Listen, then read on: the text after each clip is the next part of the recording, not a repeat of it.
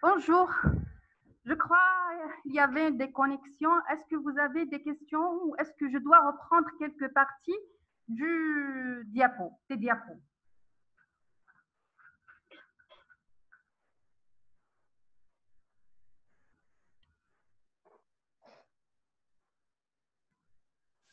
Madame, ça fait longtemps que la connexion était partie. On n'a pas vu la plupart des diapos.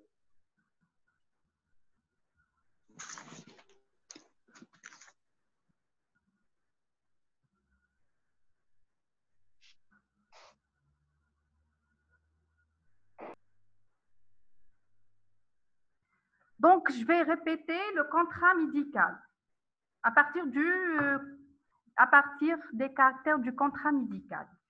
D'accord.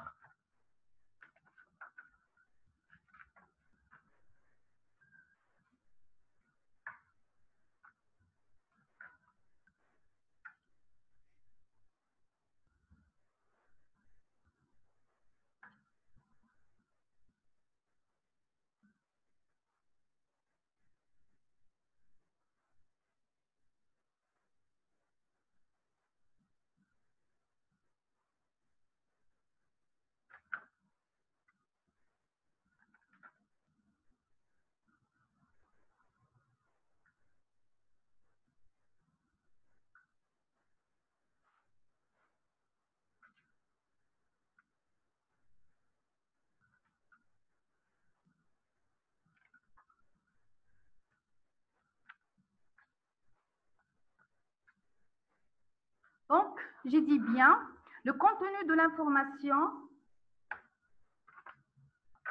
doit être simple, c'est-à-dire de la même langue et de même langage du patient, c'est-à-dire s'il est arabisant, il faut lui parler en arabe. Approximatif, c'est éviter les détails et les termes médicaux. Il ne faut pas dire que monsieur, vous avez un carcinome épidermoïde à petites cellules du lobe inférieur du poumon. Il faut donner les détails approximatifs. Intelligible, l'information, c'est-à-dire doit être claire. Loyale, elle doit être sincère et honnête. Appropriée, c'est-à-dire adaptée au niveau du patient.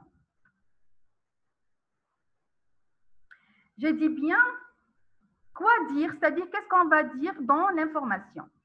L'information, elle doit se porter sur les différentes investigations, les traitements ou actions de prévention qui sont proposés, leur utilité, leur urgence éventuelle, leurs conséquences sur les risques fréquents ou graves normalement prévisibles qu'ils comportent, et ainsi que sur les autres solutions possibles.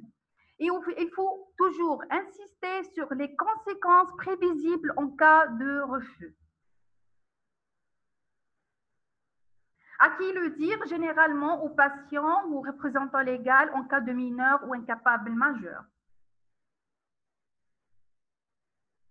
Comment le dire? Généralement, j'ai dit que l'information, elle est verbale.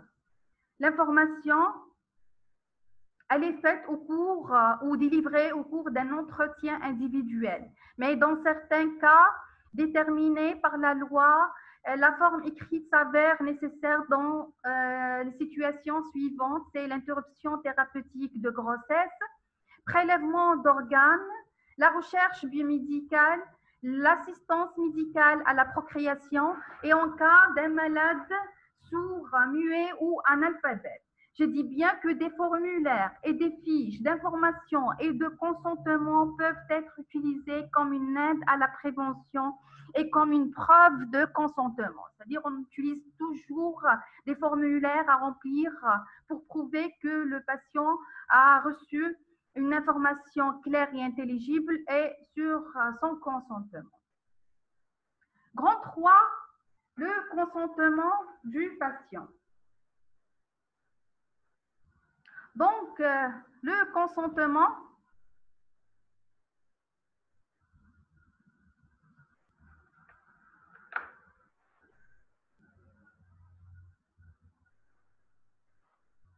c'est une obligation déontologique et légale, conséquence du caractère contractuel de la relation médecin-malade, c'est-à-dire elle est basée sur les principes du contrat médical. Qu'est-ce que ça veut dire un contrat médical? Un contrat médical, c'est une convention par laquelle un médecin, par lequel une ou plusieurs personnes s'obligent envers une ou plusieurs d'autres à donner à faire ou à ne pas faire quelque chose. C'est selon l'article 54 du Code civil algérien. Appliqué dans le domaine médical, c'est un accord par lequel le malade exprime la volonté d'accepter les soins qui nécessitent son état de santé.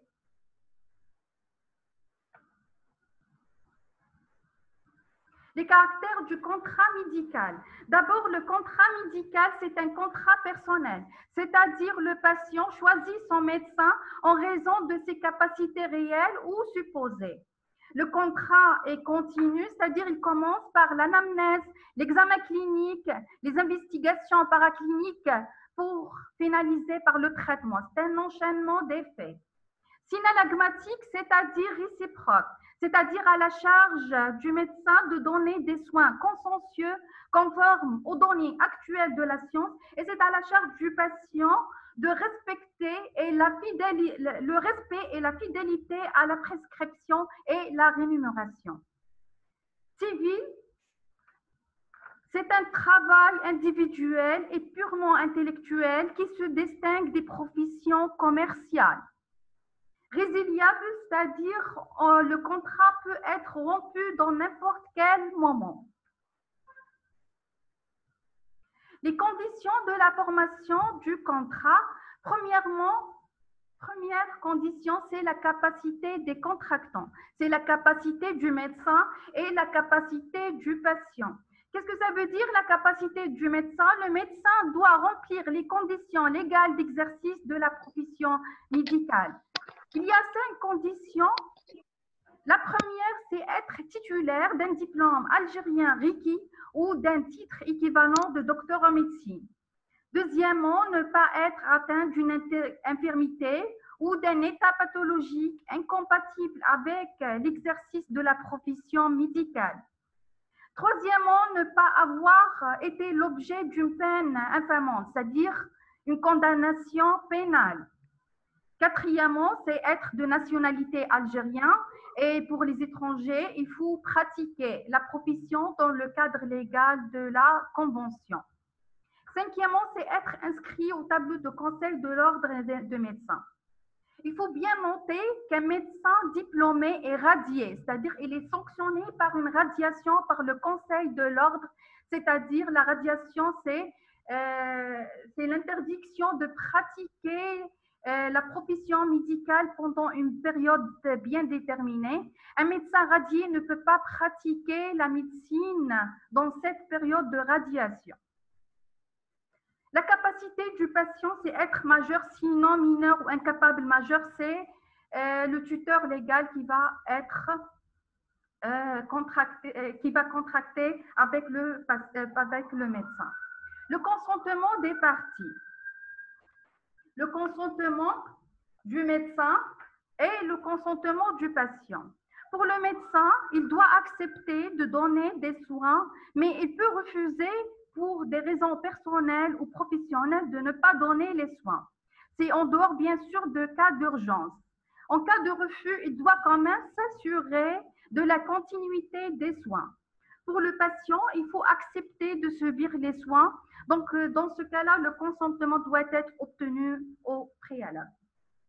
Un objet légalement licite, c'est-à-dire un acte médical, doit être justifiable, licite et légitime. On ne se contracte pas pour, par exemple, un avortement illégal. Une cause légalement licite, c'est-à-dire une raison qui pousse le patient à contracter avec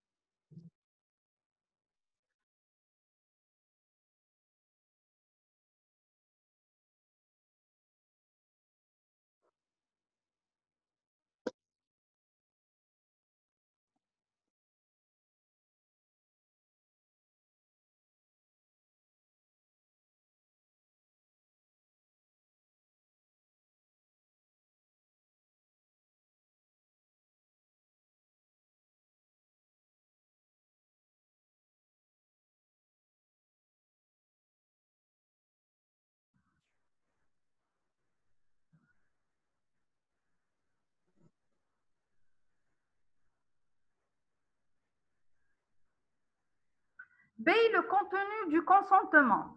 Le consentement doit être d'abord libre, c'est-à-dire le patient doit prendre sa décision sans contrainte ou pression de quelque nature.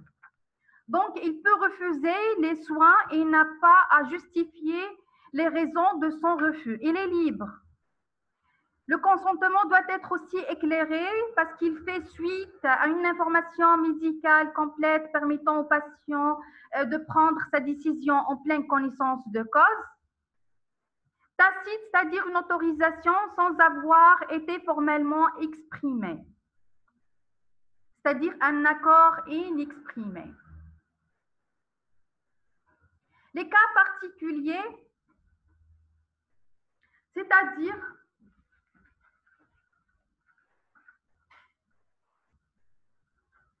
dans le cas d'urgence, le médecin est dispensé de l'obligation d'informer, c'est-à-dire il n'y a pas d'information ou de consentement en cas d'urgence. En cas de mineur ou incapable majeur, il faut informer les parents ou son tuteur légal selon l'article 52 du Code de déontologie. En cas de refus de soins, le médecin doit respecter la volonté de la personne après l'avoir informée sur les conséquences de son choix, c'est-à-dire les conséquences de son refus. C'est bien dit dans l'article 49 du Code de déontologie et l'article 344 de la loi sanitaire. Refus d'être informé, donc l'information du patient s'impose dans tous les cas malgré son refus. Lorsqu'il existe un risque pour l'autrui, une maladie infectieuse ou une maladie contagieuse. Majeur inconscient, il faut informer un membre de la famille. À défaut, si la famille n'est pas présente, il faut envoyer un écrit à la famille ou au procureur pour lui informer sur la qualité des soins à fournir aux patients. Gronder les poursuites en cas de défaut de consentement, c'est-à-dire les poursuites en cas de l'inobservation au consentement. Premièrement, au plan pénal, tout acte médical effectué sans l'obtention du consentement du patient est un acte médical défectueux, de même qualité que l'expérimentation sur un être humain sans son consentement, est considéré comme une faute contre l'humanisme. Et de ce fait, le médecin ne peut pas bénéficier de la protection de la loi et tout acte médical effectué sous ces conditions est considéré comme des causes et blessures volontaires et de même de l'atteinte à l'intégrité corporelle volontaire.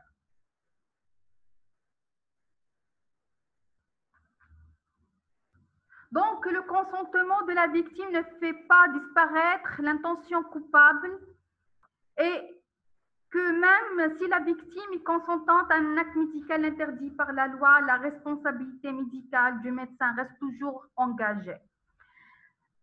À titre d'exemple, l'avortement dans son article 304 du Code pénal algérien prévoit une sanction pour le médecin même si la femme a consenti. C'est-à-dire même si la femme était consentante pour l'avortement illégal, la responsabilité du médecin est toujours engagée sur le plan pénal.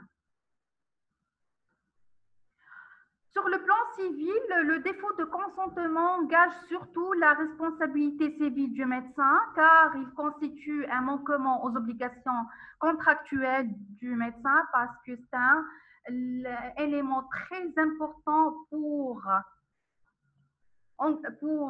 établir un contrat entre le médecin et le malade.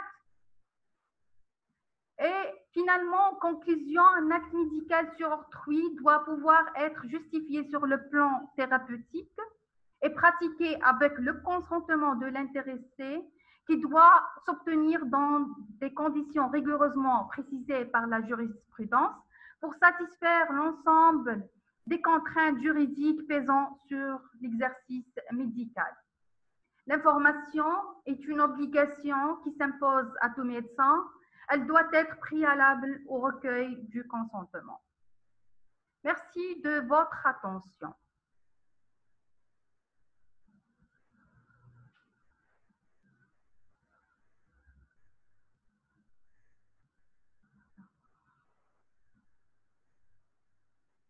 Est-ce que vous avez des questions?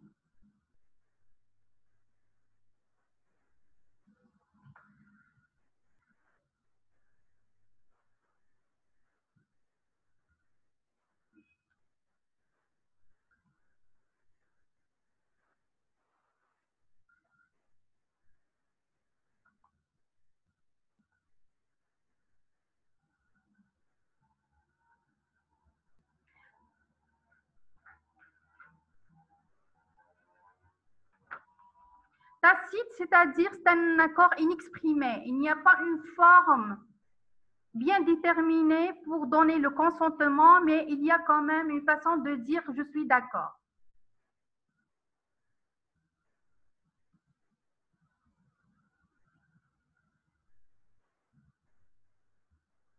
Est-ce que le consentement se fait verbalement? Est-ce que le consentement se fait verbalement au cri? Je dis bien que le consentement est généralement verbal, mais dans certains cas prévus par la loi, un consentement écrit est demandé. Je dis bien dans certaines situations telles que l'avortement thérapeutique, c'est mentionné dans le cours. Expérimentation, l'assistance médicale à la procréation et autres. Dans le cadre d'un cancer, le consentement est exigé avant d'entamer une chimio malgré qu'il s'agit d'une maladie grave.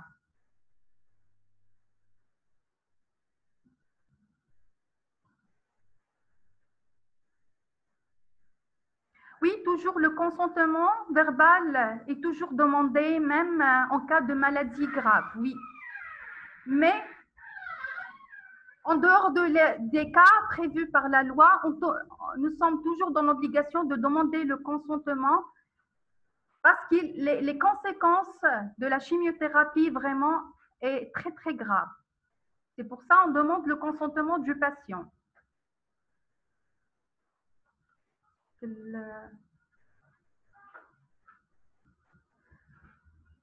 Synalagmatique, c'est-à-dire réciproque. C'est à la charge du médecin. Il donne des soins consensueux, conformes aux données actuelles de la science, et c'est à la charge du patient de respecter la prescription et la rémunération. Résiliable, c'est-à-dire on peut rompre le contrat dans n'importe quel moment. Qui est une grave exemple ovaire infecté et qu'il... Si le chirurgien tombe dans une situation d'urgence et n'a pas le choix, dans ce cas-là, il ne demande pas le consentement. On dit bien que le consentement n'est pas demandé en cas de situation d'urgence. Et le fait qu'il ait entamé un acte chirurgical, c'est sûr, il a demandé, il a informé le patient sur les risques de l'acte chirurgical et sur les complications de l'acte chirurgical. Donc, le consentement dans ce cas-là, il est pris au préalable.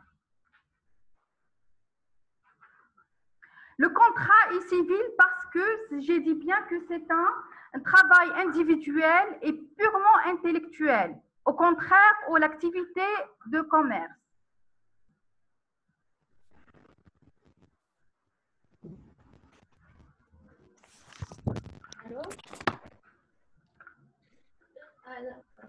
Les conditions du contrat.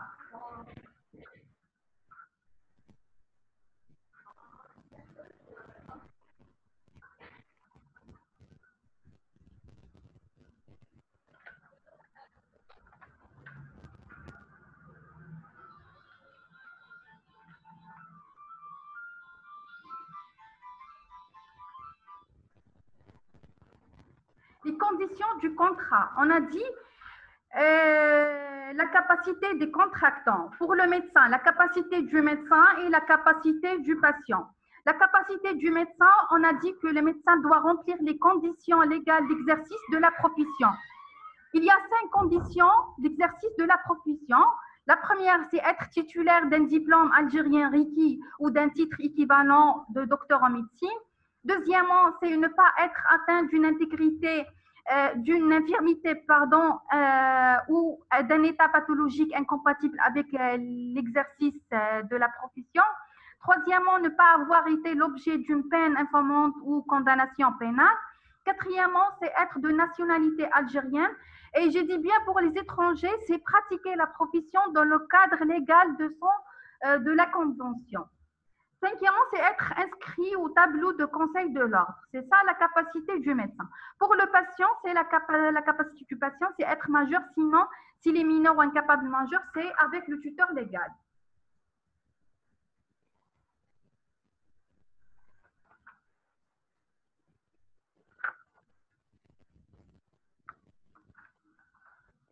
Aussi, on a dit le consentement des parties parmi les conditions, c'est pour le médecin. Le médecin doit accepter aussi de donner les soins, mais il peut refuser pour des raisons professionnelles ou personnelles. Et aussi pour le patient, c'est accepter de subir les soins. La licité de l'objet du contrat, on a dit que l'acte médical doit être justifiable et légitime, c'est-à-dire on ne fait pas un contrat pour un avortement illégal ou pour l'euthanasie. La licité de la cause, c'est-à-dire la cause, c'est la raison qui pousse le patient à contracter avec le médecin. Généralement, c'est la plainte.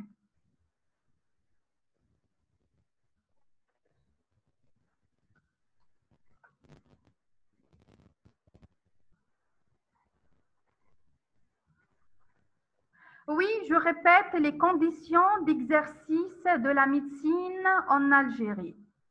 La capacité des contractants. Je vais répéter, oui. La capacité des contractants, j'ai dit bien, c'est la capacité du médecin et la capacité du patient. La capacité de médecin, c'est qu'il doit remplir les conditions légales de la profession médicale. J'ai dit qu'il y a 5 conditions. D'abord, c'est être titulaire d'un diplôme algérien requis ou d'un titre équivalent de docteur en médecine. Deuxièmement, c'est ne pas être atteint d'une infirmité ou d'un état pathologique incompatible avec l'exercice de la médecine. Troisièmement, ne pas avoir été l'objet d'une peine infamante ou condamnation pénale. Quatrièmement, c'est être de nationalité algérienne et j'ai bien précisé pour les étrangers, la pratique de la profession médicale se fait dans le cadre légal de la Convention. Cinquièmement, c'est être inscrit au tableau de conseil de l'ordre des médecins.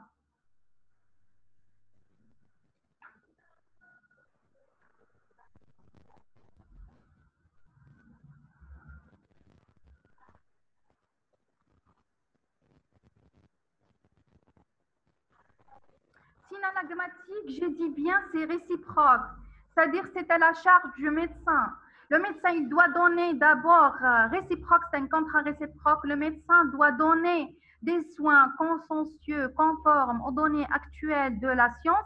Et c'est à la charge du patient de respecter la prescription du médecin et la rémunération, de le rémunérer. Si patient inconscient est dans le cadre d'une hémorragie cataclysmique gynécologique, c'est une urgence. Donc, l'hystérectomie, dans ce cas-là, c'est un moyen de sauver la vie de la patiente. On ne demande pas généralement le consentement.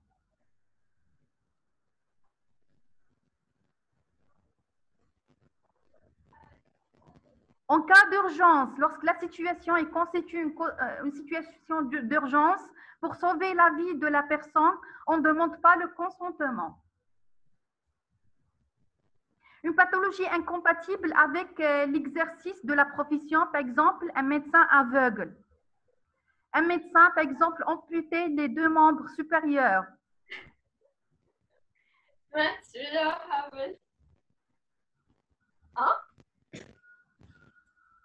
ما باليش حاجة تاع فيك خالتي انت شفتها ادخل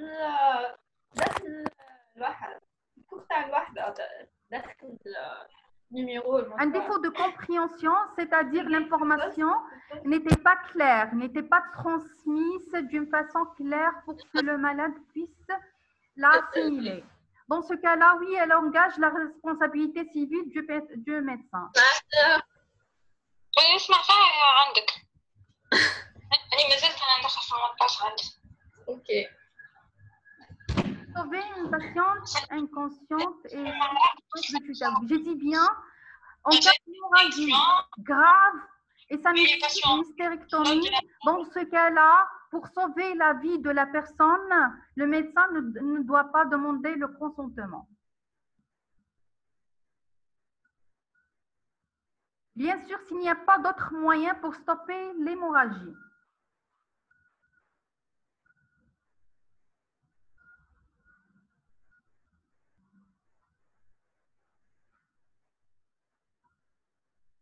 Les articles, non, il faut quand même comprendre le contenu des articles. Ce n'est pas à apprendre par cœur.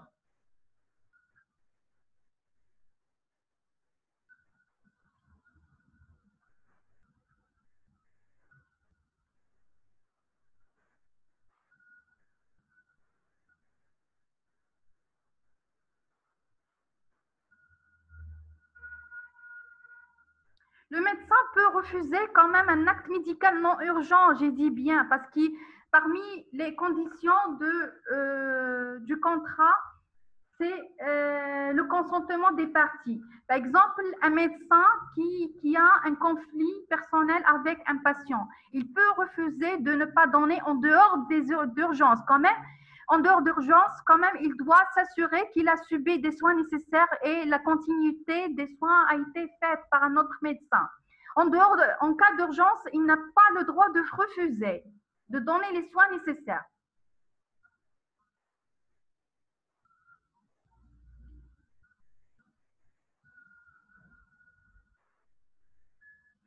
Le caractère du contrat, j'ai dit bien civil, le contrat est civil parce que c'est un travail individuel et purement intellectuel qui se distingue des professions commerciales. La médecine n'est pas un commerce parce que c'est un travail intellectuel et purement individuel. Dans les cas particuliers, à défaut d'un écrit, en cas d'absence de la famille, quand même, et on doit faire le geste quand même, donner des soins nécessaires. Dans ce cas-là, soit on va envoyer un écrit à la famille s'ils sont loin. Sinon, si on ne connaît pas l'adresse de la famille, on envoie un écrit généralement au procureur pour lui informer. C'est pour dégager aussi la responsabilité du médecin.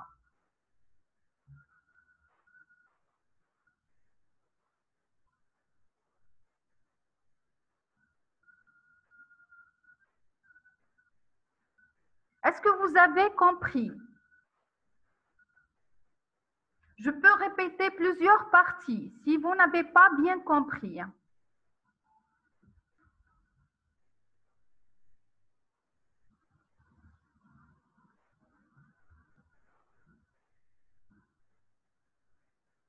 Est-ce que c'est clair?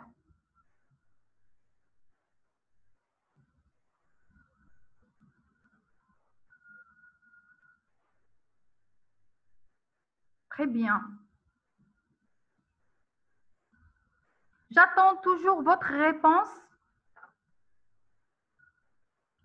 votre question. Encore 10 minutes.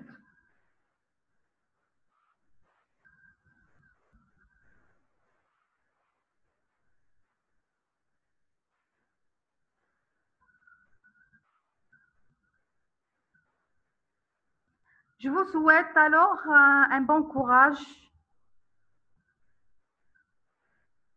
Dans le cadre de l'avortement, que le médecin a le droit de refuser de l'acte. Un avortement légal, un avortement illégal, le médecin il doit pas, il est dans l'obligation de ne pas accepter de pratiquer un geste illégitime.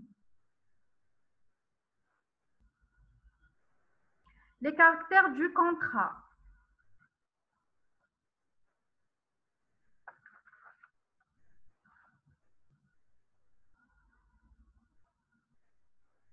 Pardon. Les caractères du contrat. Donc, le contrat, on a dit que le contrat médical, c'est un contrat personnel. C'est-à-dire le patient, c'est lui qui va choisir son médecin en raison de ses capacités réelles ou supposées. Parce qu'il est bien réputé, il va consulter chez le médecin X. Continue, c'est-à-dire elle commence par l'anamnèse, l'examen clinique, l'examen paraclinique, pour finir par le traitement, c'est-à-dire c'est l'enchaînement des faits. Synalagmatique, j'ai dit bien, c'est réciproque, c'est-à-dire le médecin, il donne des soins consensueux, conformes aux données actuelles de la science, et le patient, c'est à la charge du patient de respecter la prescription et de rémunérer le médecin. Civil, j'ai dit bien que c'est un travail individuel et purement intellectuel qui va se différencier, se distinguer des professions commerciales.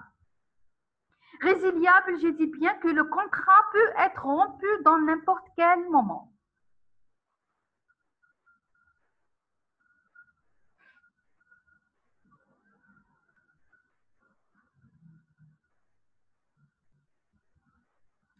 Explication pour la première partie, comment le dire?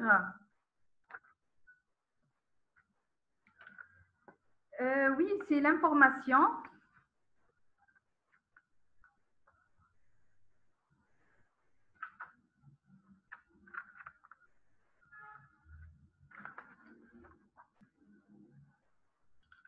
J'ai dit bien que l'information est généralement verbale, mais la forme écrite est parfois obligatoire dans certaines situations prévues par la loi. C'est mentionné dans le cours comme le prélèvement d'organes, la recherche biomédicale, l'assistance médicale à la procréation, l'étude des caractéristiques génétiques et en cas de maladie sourd, muet ou analphabète. Je dis bien que des formulaires et des fiches d'information et de consentement, dans ces cas, peuvent être utilisés comme une aide à la compréhension et comme une preuve de consentement. Les conditions de formation du contrat. J'ai répété ça. Donc, la licité de l'objet. Je dis bien que l'acte médical doit être justifiable et légitime. On ne fait pas un contrat pour un avortement illégal, pour l'euthanasie, pour quelque chose illégal. Et la cause doit être licite. Je dis bien que la cause, c'est la raison qui pousse le patient à se contracter avec le médecin. C'est la plainte qui doit être licite. Il y a un article, c'est l'article 97 du Code civil, qui dit que le contrat est nul si on s'oblige sans cause. Parce qu'il n'y a pas une cause pour se contracter, le contrat est nul. Ou lorsque la cause est contraire à l'ordre public ou aux bonnes mœurs. C'est-à-dire, c'est les louches, par exemple, un contrat pour quelque chose illégitime et louche. Est-ce que vous avez bien compris jusque-là?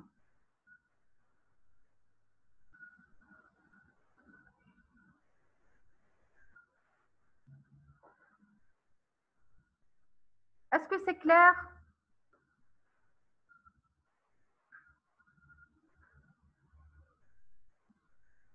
Deux minutes et peut-être on va... Pour les actes à haut risque chirurgie, par exemple, est-ce qu'on doit préalablement demander un consentement écrit? Parfois, si vous simulez que cette intervention est grave et vous nécessitez un consentement écrit, il n'y a pas de problème. Oui, pourquoi pas de demander un consentement écrit et de faire signer le malade sur un dossier. Quand même, il faut expliquer et donner une information très claire sur l'acte chirurgical et sur les conséquences et les complications de l'acte chirurgical. Oui, il n'y a pas de souci.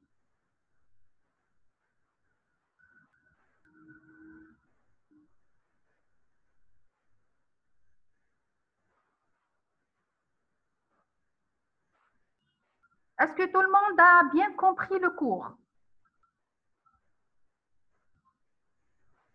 On va terminer dans 2 minutes pour vous laisser reposer et pour que vous puissiez entamer la séance de l'après-midi.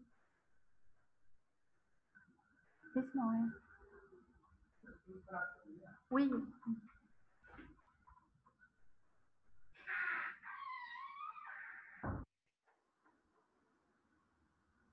Bon, on s'excuse pour la qualité de la connexion et pour les coupures qui ont été faites. J'espère qu'on a rattrapé. Si le patient refuse l'acte médical, en dehors d'un acte urgent, s'il refuse l'acte médical, on doit quand même lui expliquer en détail les conséquences de ce refus.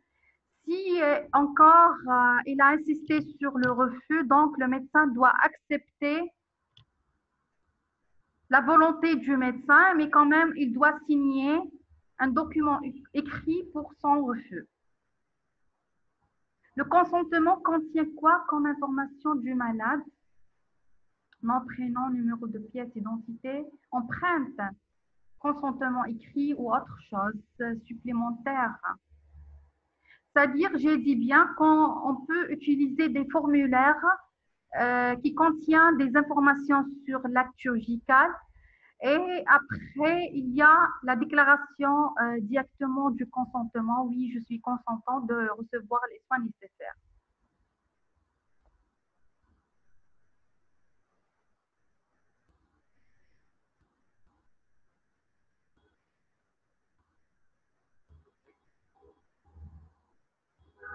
Est-ce que c'est clair?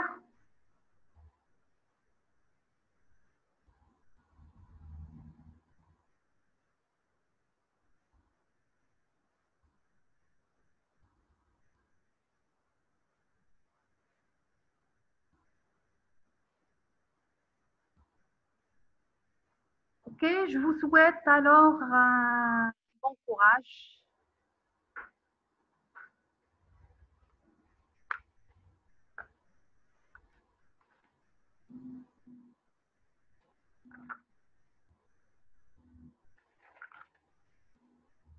Allez, pour la prochaine fois. Au revoir.